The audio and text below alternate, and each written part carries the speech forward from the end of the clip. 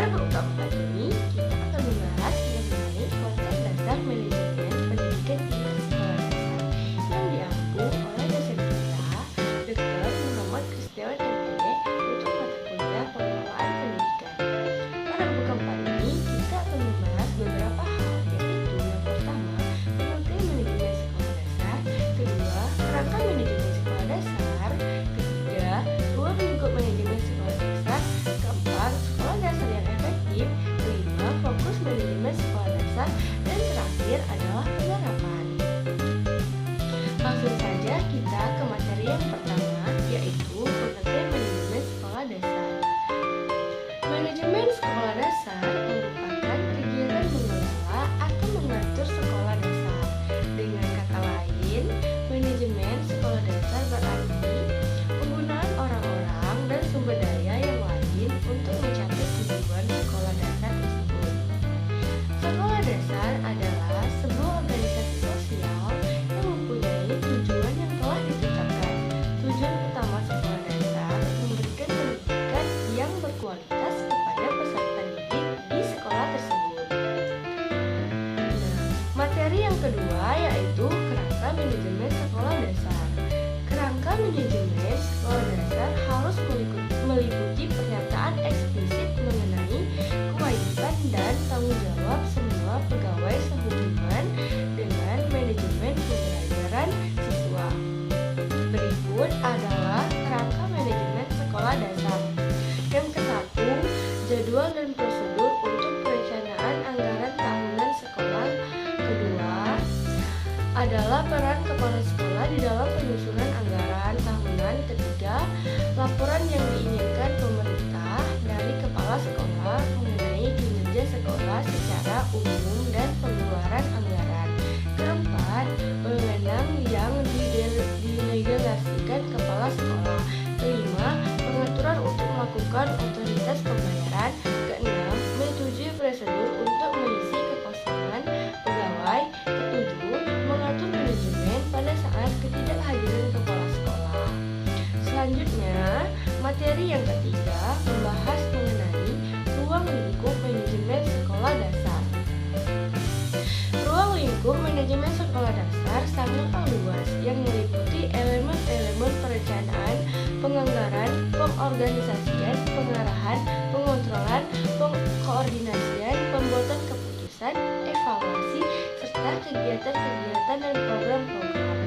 Dengan kata lain, manajemen sekolah dasar meliputi kegiatan-kegiatan sebagai berikut.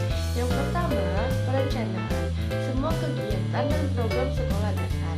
Yang kedua, distribusi kegiatan akademik dan kurikuler di antara anggota pegawai sesuai dengan minat, kemampuan, dan pengalaman. Ketiga, persiapan anggaran tahunan yang menunjukkan penerimaan dan pengeluaran.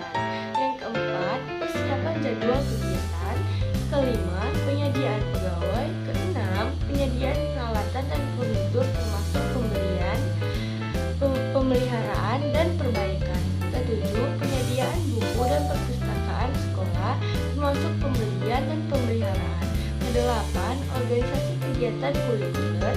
Kesembilan, pemeliharaan catatan, pengawasan kelas secara reguler.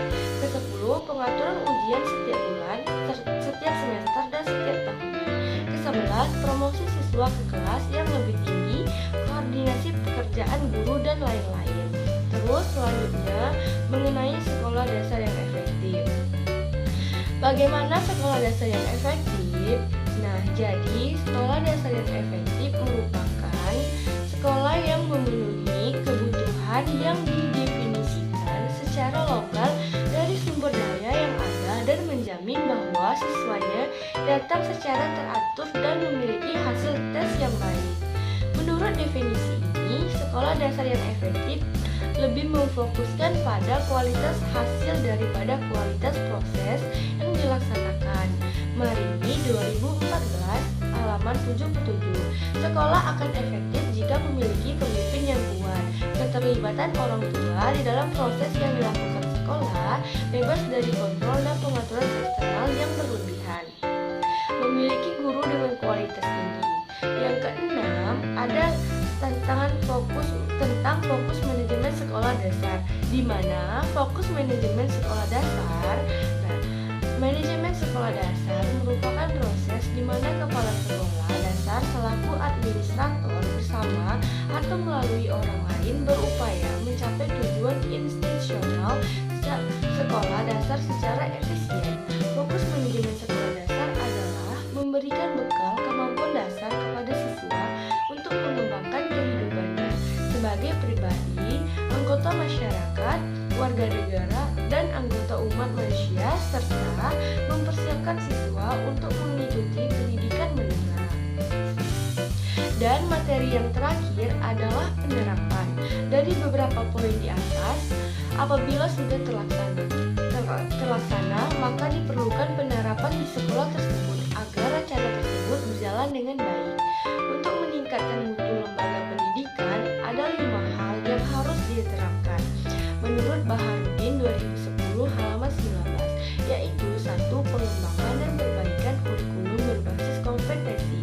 Yang kedua, memperhatikan kondisi kebutuhan siswa dan masyarakat. Ketiga, sistem evaluasi yang ada hendaknya dirancang dengan berbasis keahlian peserta didik. Keempat, perbaikan sarana dan prasarana pendidikan, pengembangan dan ketersediaan bahan ajar. Dan kelima, menambah intensitas pelaksanaan pelatihan atau training bagi pendidik dan tenaga kependidikan. Menurut Umaydi 1999, ada 2 faktor penyebab perbaikan mutu selama ini tidak berjalan dengan lancar, yaitu 1. Strategi pembangunan pendidikan masih lebih besar pada input oriented, dan kedua, pengelolaan pendidikan selama ini masih bersifat makro oriented, diatur oleh jajaran birokrasi di tingkat pusat. Itulah dia penjelasan materi bab keempat. Sampai jumpa di bab selanjutnya. Terima kasih.